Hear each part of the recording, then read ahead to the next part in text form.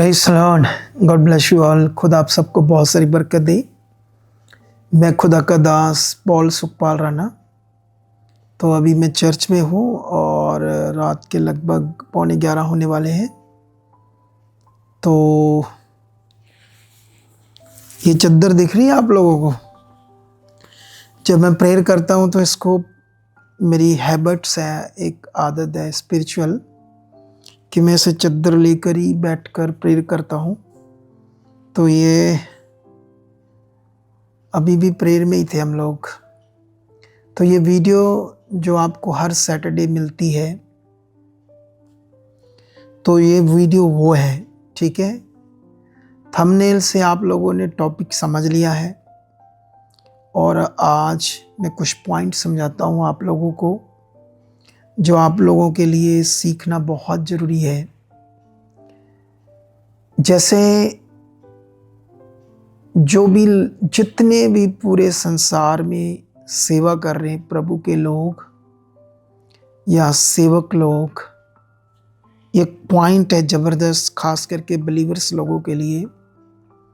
जैसे मान लो यीशु मसीह ने या बाइबल के अंदर ऐसा क्यों लिखा कि बहुत सारे झूठे सेवक भी खड़े होंगे और चुने हुओं को भरमा देंगे।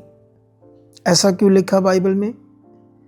ये इसलिए लिखा गया था ताकि आने वाले दिनों में जब शैतान लोगों को लालच देगा, उनकी अभिलाषाओं को तेज करेगा, जो उसे मौका देंगे, तो ये वचन जो बाइबल के अंदर है ये हमें बचाएगा, हमें अलर्ट करेगा, हमें सतर्क करेगा। अब सवाल है कि इस दुनिया में कोई भी सच्चा सेवक जब खुदा का काम करता है, क्या उसको सेवा करने में प्रॉब्लम्स आती है? तो मेरा सवाल है, हाँ आती है। कैसी प्रॉब्लम्स आती है? क्या वो बहुत बीमार हो जाता है? क्या उसके घर में बहुत लड़ाई झगड़ा होता है? क्या वो नशों में उनके परिवार के लोग कुछ चल जाते हैं? या लोगों का विरोध बहुत होता है? या फाइनेंशियल प्रॉब्लम सेवकों को बहुत आती है? तो मैं ये समझता हूँ सबसे पहले जो सच्चा सेवक है, जो परमेश्वर की आज्ञाओं में बना हुआ है और उसके वचन को पूरा करता है और शुद्ध दिल से सेवा करता है, सबसे पहले तो उसको कभी भी फाइनेंशियल प्रॉब्लम नहीं आएगी, ये याद रखना। और हाँ, परसिक्यूशन, विरोध हो सकता है, ये तो लिखा है लोगों का सेवा को लेकर, लेकिन उसके घर में भी परमेश्वर अपनी ग्रेस को बनाएगा। उसके बच्चे कभी नशे में नहीं जाएंगे, अनाज्ञाकारी नहीं होंगे।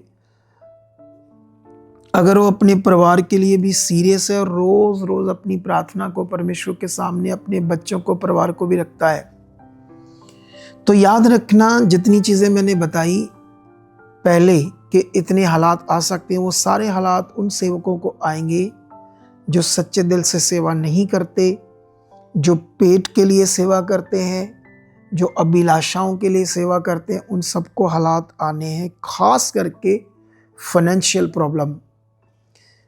अब सवाल है कि ऐसे सेवक क्या किसी की रूह को बचा सकते हैं? नहीं, क्योंकि ये झूठे सेवकों की लिस्ट में आते हैं, जो सबसे पहले सेवा के कानून को, सेवा के नियम को नहीं जानते कि कैसे परमेश्वर खुश होता है और कैसे परमेश्वर उनसे अपने काम लेता है। अब मुझे बताओ, मैंने 9 साल पहले सेवा स्टार्ट की और 9 सालों में हम लोग कहाँ हैं?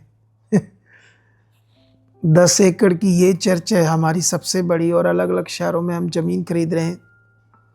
इसका मतलब हमें कभी फाइनेंशियल प्रॉब्लम नहीं आई, क्योंकि परमेश्वर ने लोगों के मन को खोला, लोगों को बरकत दी, जिन्होंने बोया और बोने वाले बढ़ते गए।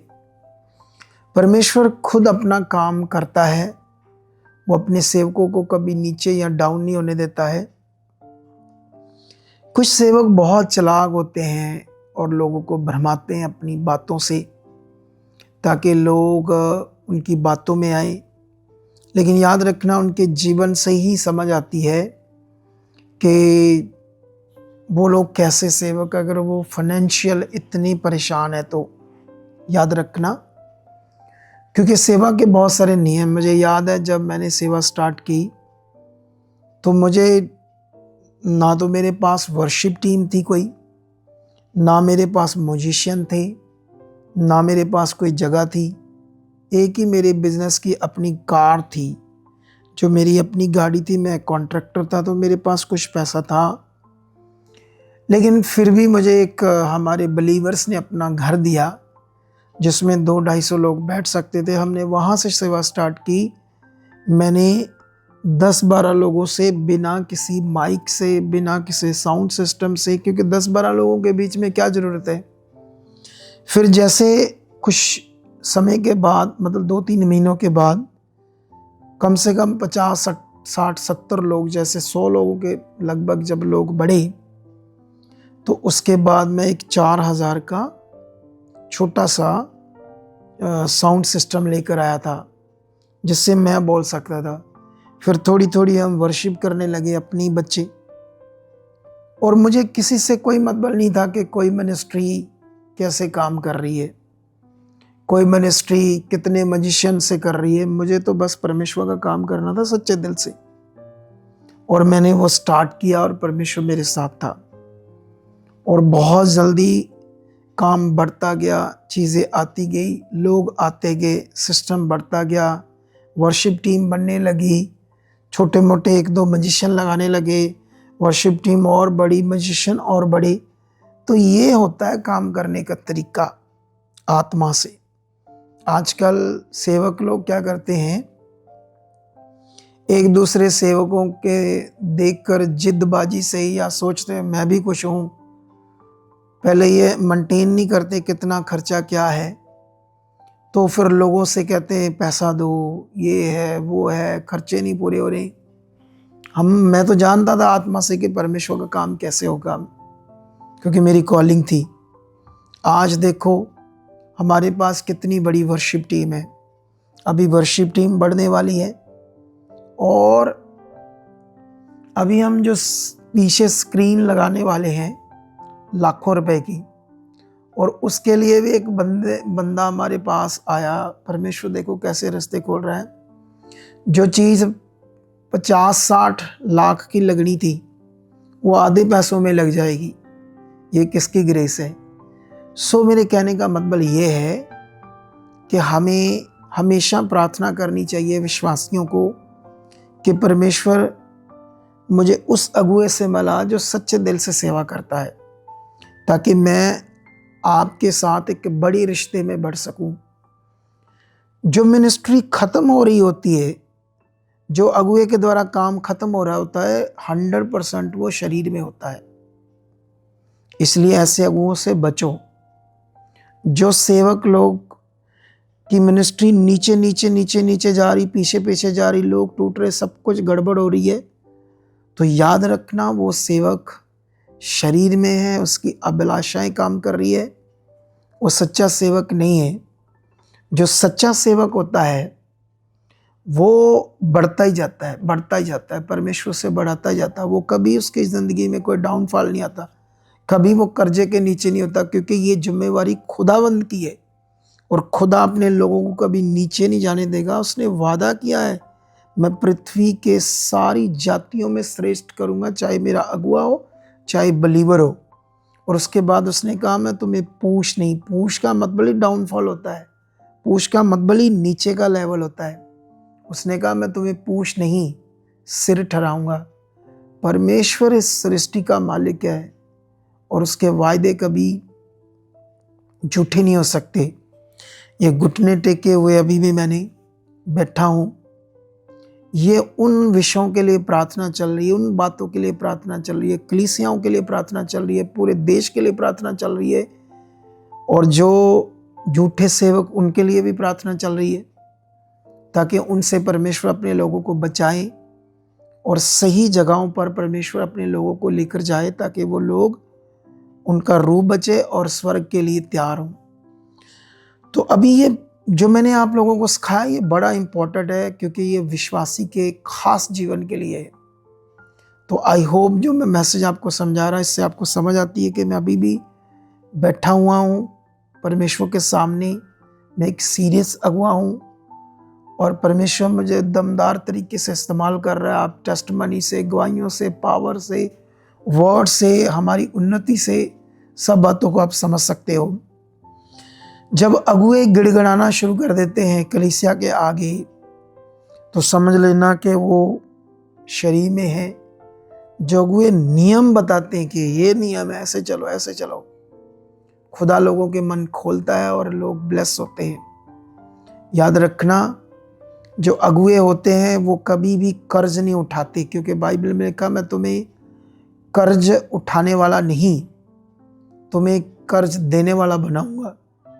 मैंने अपनी मिनिस्ट्री काल में कभी भी हाथ नहीं फैलाया या भीख की तरह हाथ आगे नहीं किया या कभी कर्ज उठाने की बात सोची नहीं। ये खुदा है, उसकी जिम्मेवारी है हम लोगों को यूज़ करना। और परमेश्वर का सच्चा काम है, जो झूठे सेवक हैं उनके द्वारा अगर कुछ गड़बड़ हो भी जाएगी, वो मिनिस्ट्रियाँ ख़त्म भी हो जाएंगी, वो सेवकाइयाँ ख़त्म भी हो जाएगी, तो परमेश्वर अपने उन सच्चे सेवकों को खड़ा कर रहा है और सच्चे सेवकों के द्वारा और खड़ा करेगा। आई होप ये मैसेज बड़ा खास है, खास करके कलीसिया के लिए, और मैं आप लोगों के लिए प्रेयर में हूँ। और मैं एक मैसेज देना चाहता हूँ आपको खास। आप संगति रेगुलर करो, अपने परिवार के साथ सुबह शाम प्रे में जरूर बैठो। प्रेयरलेस लोग शैतान की जुक्ति में फंसेंगे। आपको प्रेयर में बढ़ना है, क्योंकि प्रेयर एक जबरदस्त ताकत है, सिचुएशन को बदलती है, हालातों को बदलती है। जो अगुआ मैं आत्मा के द्वारा आपको बोल रहा हूँ, उसे आपने करना है। तो अभी इस संडे प्रभु भोज होगा, वाइट गारमेंट्स डाल के आना, जबरदस्त मीटिंग होगी, हीलिंग होगी। उसके बाद जो थर्सडे हॉली कम्युनियन मीटिंग होगी प्रभु भोज की, हम दोनों मीटिंग दिन को करते हैं, लेकिन वो मीटिंग रात को होगी, क्योंकि हमारी टीम चाहती है कि जो मेरा बर्थडे है 5 अगस्त को, तो जो थर्सडे की मीटिंग है उसमें सेलिब्रेट किया जाए। मैं तो चाहता नहीं था, वो चाहते, लेकिन हमारा सेलिब्रेट तो एक बस नॉर्मल सा विषय होगा। मेन तो हमारे लिए क्या होगा, प्रभु की महिमा, प्रभु का काम, वर्ड, हीलिंग, प्रार्थना, ये सब। तो रेडी रहना। और जो मैंने आज एक मैसेज दिया है सेवकाई के ऊपर, ये बड़ा खास है, इसे पकड़ कर रखना और आगे बढ़ना। परमेश्वर आपको बरकत दे चुका है। आमेन, आमेन।